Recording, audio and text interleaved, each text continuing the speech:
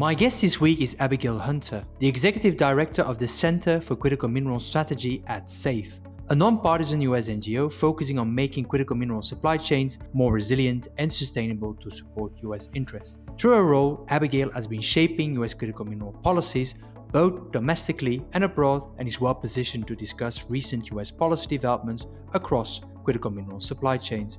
In this Power Plays interview, which was recorded at our Giga USA conference in Washington, D.C., we delved into several topics, including the Trump administration's critical mineral policy agenda, the outlook for friendshoring, the need for derisking to unlock additional supply, and the far-reaching implications of Republican IRA rollbacks coming from the One Big Beautiful Bill. Thanks, Abigail, for joining us today at the Giga conference in Washington, D.C. On your professional journey to start, how did you end up at SAFE? And what's your current role, if you can shed a bit more light on this? So just to quickly give more color on who we are, we're a nonpartisan, nonprofit, very action-oriented organization committed to supporting the development of policy solutions related to transportation, related to supply chains, and particularly related to energy security. What makes us really unique is that we work with an Energy Security Leadership Council. So we work closely with former four-star admirals and generals to make sure that we're making the credible national security case as we develop those policies. And within that ecosystem, I obviously run the Minerals Center, so the foundational kind of elements, if you will, that contribute to all these different policy developments. And I can say that many of the former admirals and generals we work with are very much kept up at night on our current supply chain vulnerabilities. My personal journey to SAFE is quite relevant to kind of that purview. I cut my teeth in the mineral space working for the Quebec government.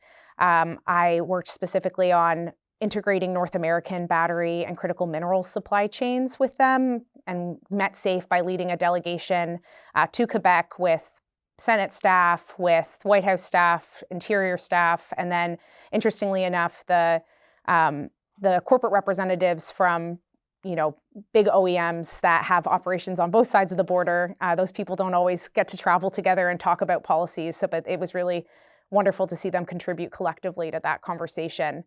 That led me to writing my master's thesis for SAFE on aluminum supply chains and national security, and really bolstered kind of my understanding of the many challenges that I'm sure we'll get into. Yeah, so basically looking at what you're doing at SAFE and SAFE's responsibilities, organizational structure.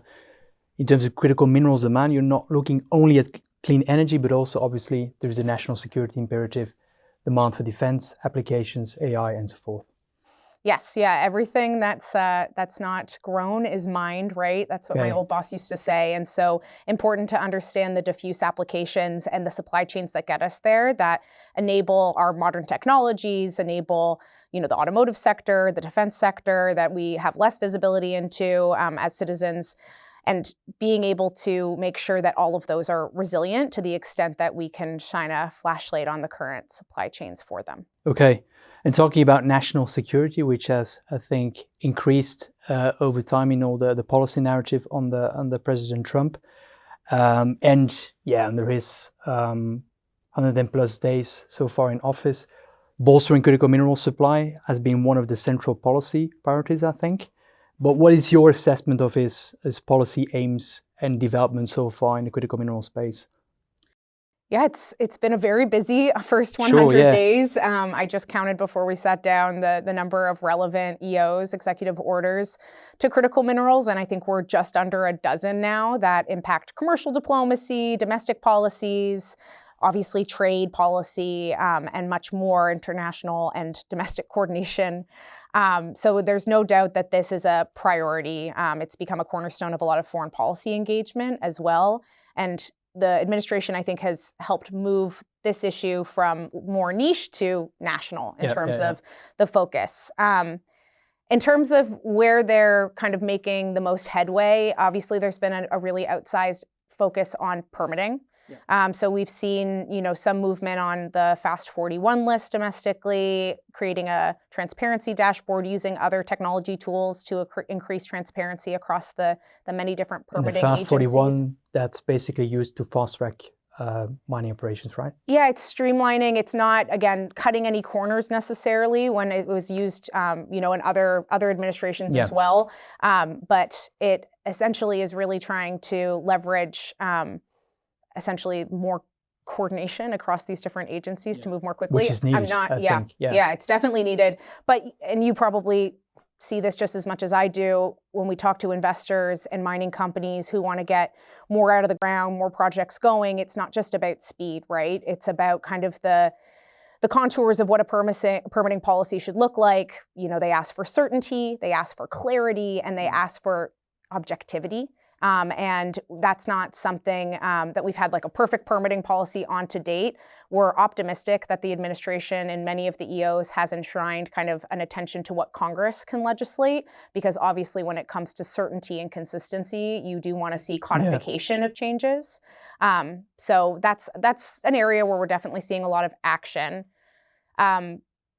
Reconciling some of the pre-existing tax incentives that actually make sure when somebody does get a permit, they can get the project into a competitive position of production and then sell it to a processor who can actually competitively process, and then to a downstream, manufacturer or whatever interim supply chain steps are there. We do need to kind of combat the cost inhibiting environment that we're in the United States. It's 2 to 3 times more expensive to do a lot of these midstream steps here versus Asia broadly.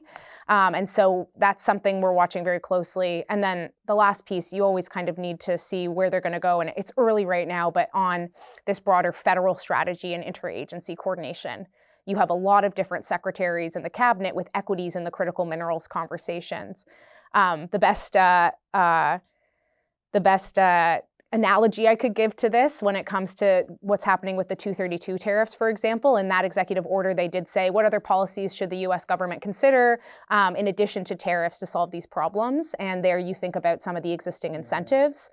And so while Commerce is really got their hands on the wheel, so to speak, Treasury, the Development Finance Corporation, the Department of Energy, they all have the ability to put fuel in the metaphorical tank.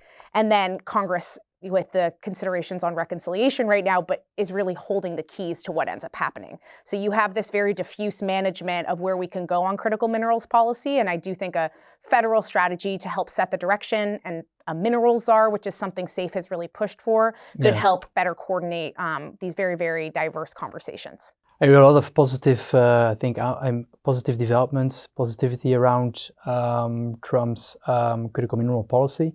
And I guess the fact that it's taken such a central stage is not surprising, because if I'm not mistaken, Trump 1 had already issued an executive order around critical mineral supply security.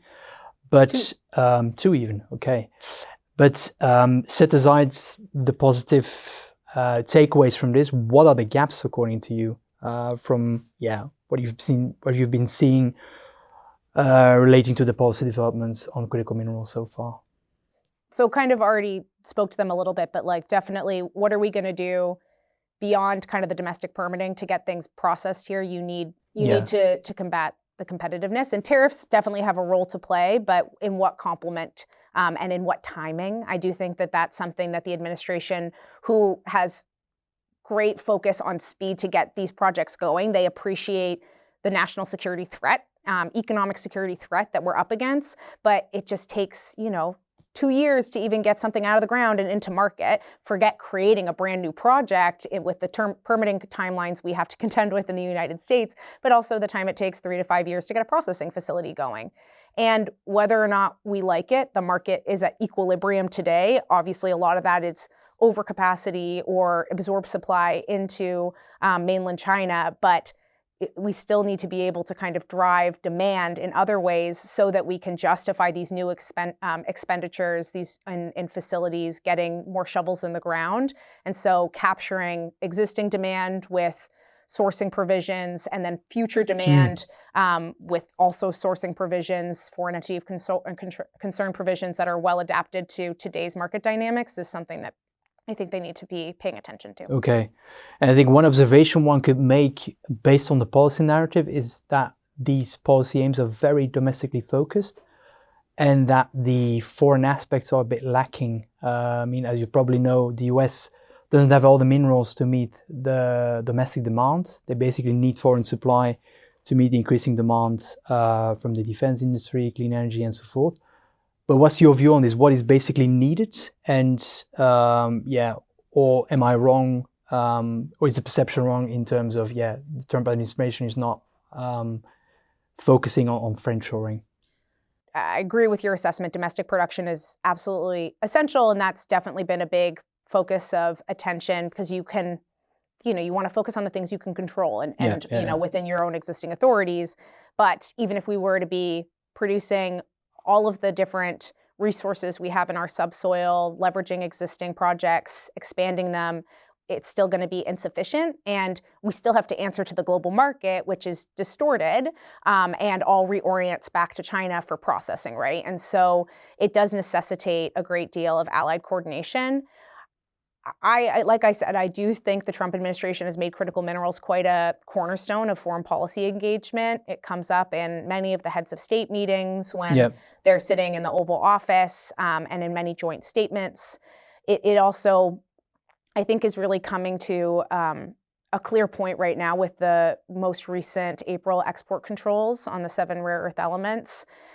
Particularly the heavies, where we've made great progress domestically on the light rare earths, right? But we just globally, it doesn't matter if it's us or an ally, we haven't made sufficient progress on getting the heavies into production and refined and redirected towards Western sources of magnets and getting those magnet facilities built. And so you do need to have both an ongoing long-term domestic plan when it comes to developing rare earth supply chains from mine to magnet, but then you also need a simultaneous and particularly short-term leaning on allies, places that are already doing the separation today of the heavies have access in ionic clays or other sources to the heavies to kind of be able to diversify the market and get access to new sources of supply. Also, allied magnet producers who can redirect materials when you have the current import reliance that we do across the supply chain. So, I think they understand that. I think it's a matter of what tools can we throw at that problem and how can we approach it? And they've definitely been pursuing a lot of bilateral angles. But even going maybe a little bit more commodity specific might benefit kind of at least the painful challenge we're facing on the rare earths right now. Yeah, because I think the rare earth export restriction are a compelling illustration of how needed global cooperation is, and cooperation with allied nations like Canada, Australia. I mean, what's happening at the moment between the US and Australia in terms of an integrated rare earth permanent magnet supply chain, I think is really great. Yeah. And I mean, you kind of pointed out the Trump administration, previous Trump 45 EOs related to critical minerals. They came in that first term and inherited the 2010 rare earth crisis, right? Which is what prompted Japan, Australia to start working together on this. And they put out those executive orders. They put DPA Title III funding into Mountain Pass, trying to get at those issues. And now, 4 years later, they're continuing on that trajectory, but with a very different kind of dynamic when it comes to the escalation of the trade relationship with China. Okay. And I guess in terms of other nations that are worth cooperating with, given the domestic needs of the US, can you name other potential partners? I mean, I'm thinking about Argentina, for instance, but yeah. Yeah, I think it really depends on the commodity, right? Yeah. Because for the rare earth example, you think on the production side about Canada, Australia as allies who have heavies and light rare earths. You think about Vietnam, Brazil, and other, Malaysia from a refining standpoint, other countries that are working on these issues. And then from a magnet perspective, you think about Japan. And so how can we leverage all of that at once? If you're talking about graphite, you would be thinking of maybe some African countries like Mozambique and Madagascar, or be thinking about, existing production potential in Canada. And then lithium, obviously Argentina, Chile, super important players in this space in addition to Australia. SAFE has long pushed for ring fencing our supply chains based on our allies, because as things escalate, how do you have assurity, security of supply at scale, you want to lean on these allied producing countries that won't pull out the rug from under you because they've stood side and side in other economic or worse tensions. And so we've long pushed for that. Within that, you have to kind of prioritize who's producing, who has a longer term role to play, who has expertise. And then you also want to look at producing countries today that have the ability to, especially in the short term, present a diverse alternative to the existing supply chain that we all are contending with vis-a-vis China. Okay. And in terms of, you talked about tools that are needed to incentivize global cooperation, friendshoring, partnerships. What other tools and just basic partnerships are needed? Basically I think the involvement of the private sector is really needed to support US companies to invest in strategic projects abroad. Yeah, you've really teed me up well for this, because this is obviously a big focus of what SAFE does in our partnership with the US State Department. So we have a renewed MOU and funding from the State Department to focus on activating investors to help diversify these critical mineral supply chains and make them more secure for US technologies manufacturing, right? We have been working really closely in that partnership through the Mineral Security Partnership, which is, another group of countries that you could look at. It's hard to get a lot of countries, particularly those that have very different trade relationships to China than the United States does, to stand up and say, hey, this is a problem. The status quo is a problem. We cannot continue on this path when it comes to supply chain security. And so that's another grouping that we can lean on. I'll leave it to my State Department colleagues to comment on the status of that. I know We're waiting on a lot of confirmations for senior leadership positions within the State Department to be able to kind of navigate what MSP engagement could be like for the Trump administration. But all the while, Minvest, our minerals investment network that we've built with the State Department, continues. We've reactivated it to look at bilateral deals the administration's working on, and then also continue engaging on kind of the broader conversation of what it takes to really get capital towards these alternative projects or support expansion of existing facilities. Investment money is like water. It wants to flow to the easiest path. And right now, for a multitude of risk reasons, they're not going towards these alternative sources of supply. A lot of them are the really tough market dynamics as a result of working within an ecosystem with a non-market actor. It's tilting the scales. But there's also just inherent risks in the mining space. There's a technical expertise that's demanded that we don't have in a lot of these jurisdictions or in our allied countries that we want to work with. There's inputs, chemical inputs. There's costs of getting new projects online for developing a sector that for a long time has atrophied in many of the countries we want to work on. So we have our list of challenges in front of us, and we do need to take partnerships wherever we can in that regard and leverage the private sector. Invest is really good at that, to drive more concrete policies and frameworks to determine ultimate action. Yeah, and in terms of, building further what you said about Minvest, as you know, mining has difficulties to attract or to unlock private capital. In general, given issues like cost competitiveness, some projects are not profitable, have been paused basically in jurisdictions like Australia.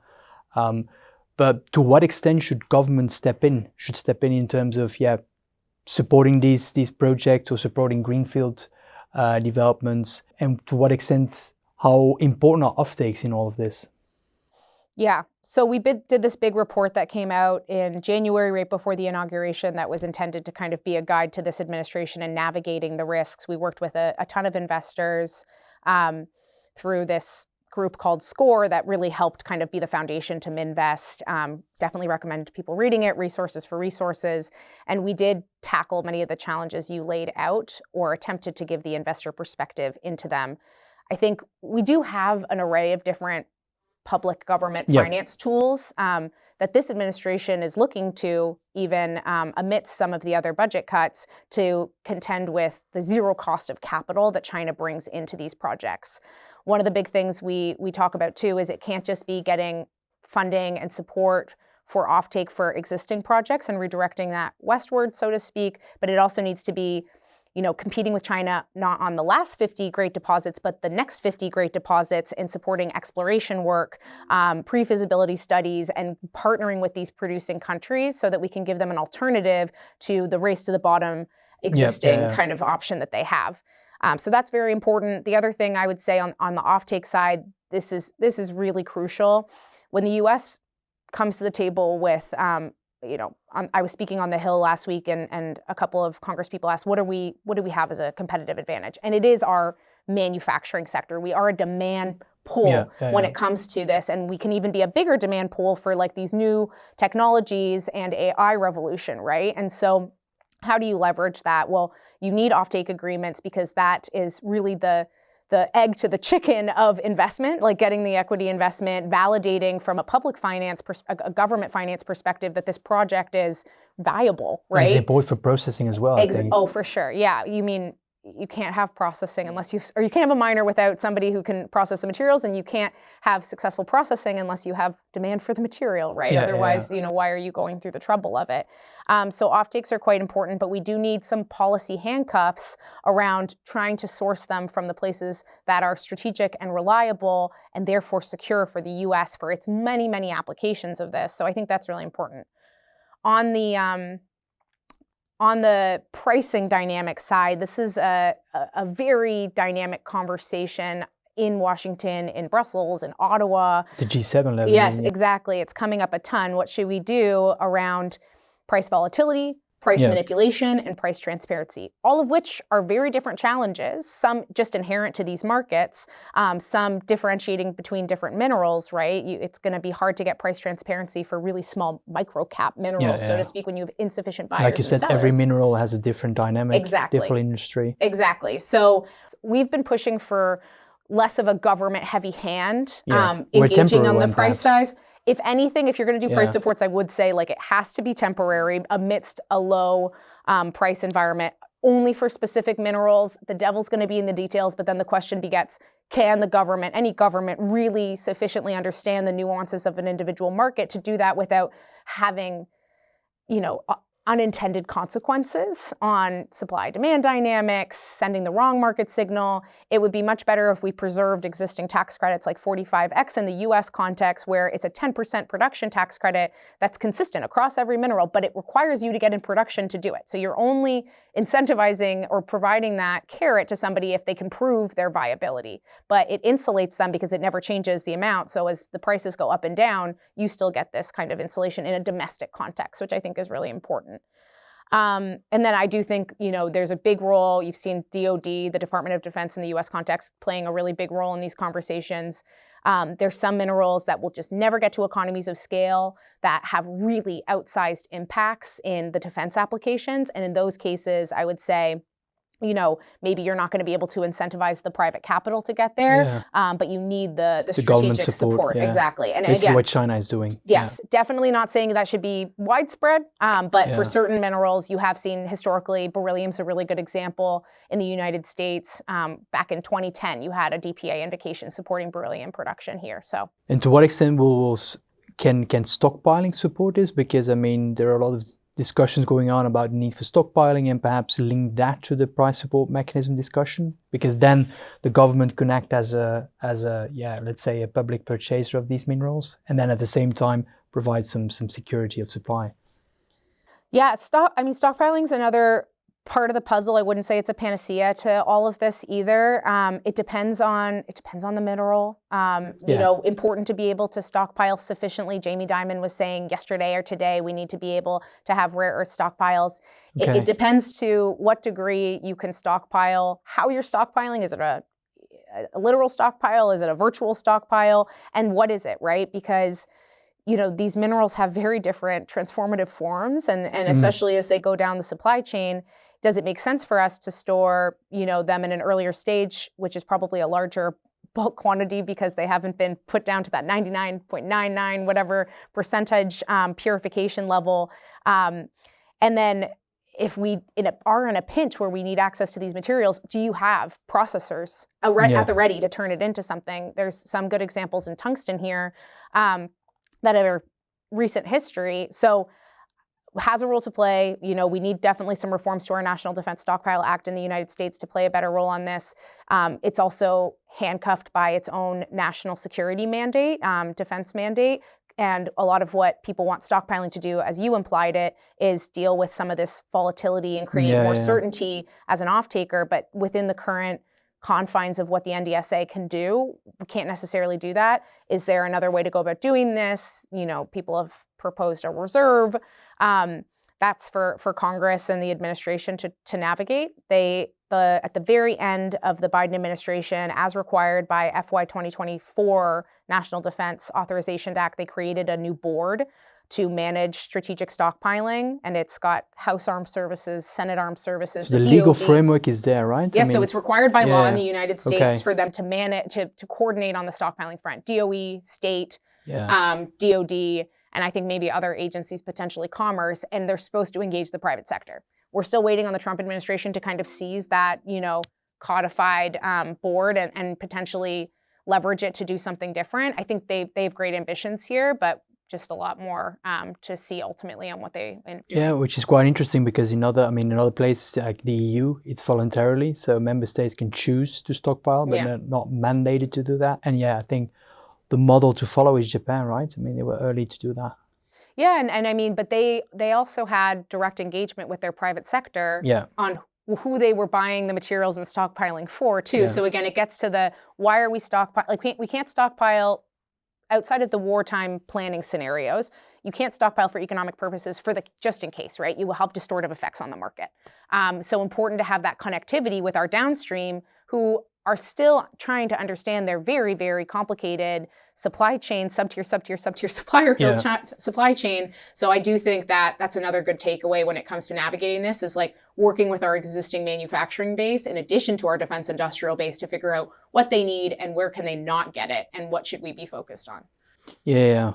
That comes back again to the need of the close involvement of the private sector and forging public-private partnerships. Exactly, right? Yeah. And then perhaps the last issue that I want to focus on is, you mentioned it already a couple of times, the need for demand incentives, support measures.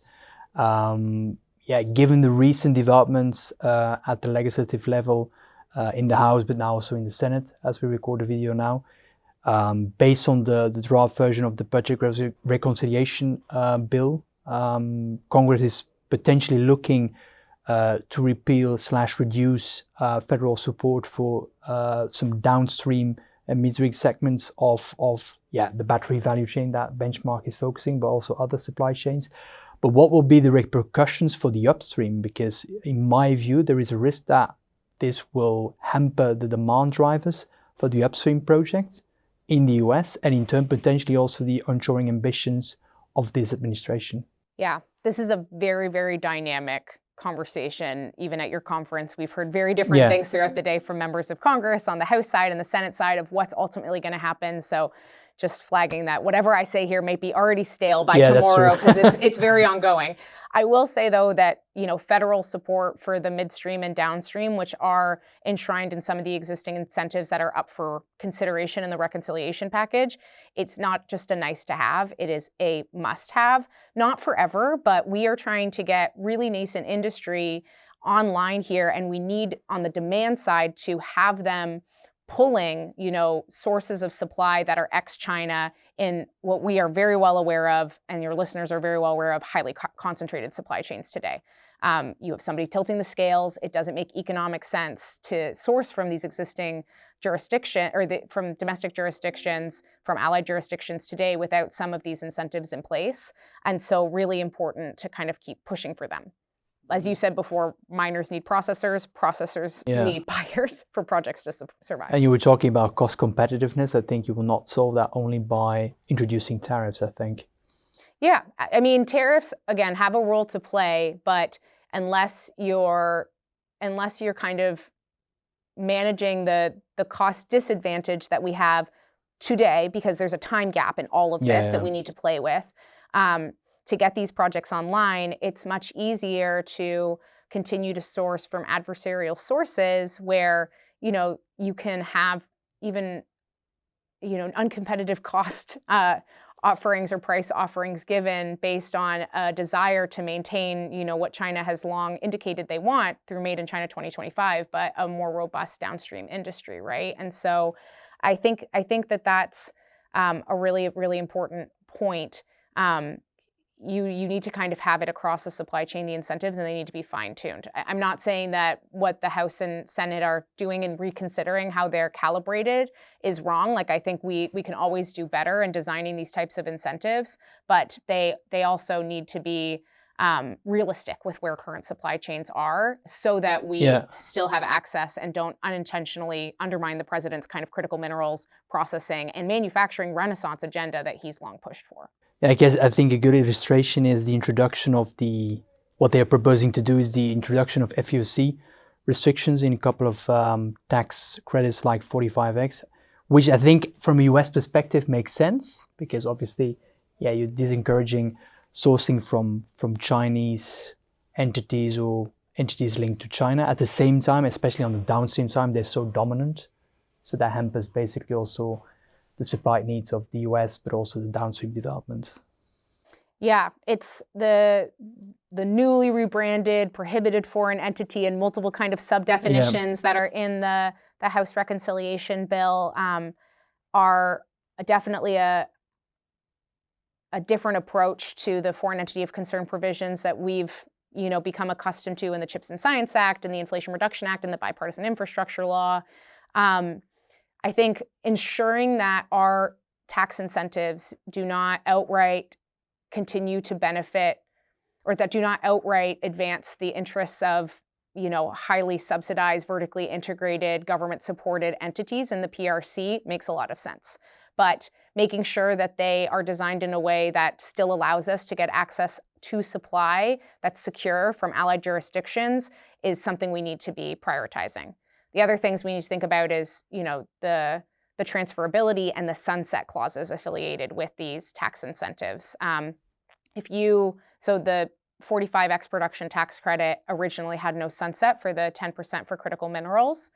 Maybe no sunset is too expensive for budgeting purposes, which I can appreciate. But unless it's a long timeline, these are inherently multi-decade in some cases, huge upfront capital investments. Unless you can, say that you are trying to counteract the competitive disadvantage of doing business in the United States in this sector today over the sufficient timeline it is to actually get that return on investment, you're not going to get the investment, no matter how many permits you give, right? It's really challenging. And so that's something we're watching, and then making sure that a lot of these firms that are trying to capture these credits that are really junior are able to kind of have that pass through, that transferability, so that we can still get those small businesses that we want to be doing minerals processing, mining for junior miners in the US to thrive like that. That's really important too. Okay, this brings us to the end of our discussion. Thanks for your insights and for joining us today. Yeah, thanks, Bryan.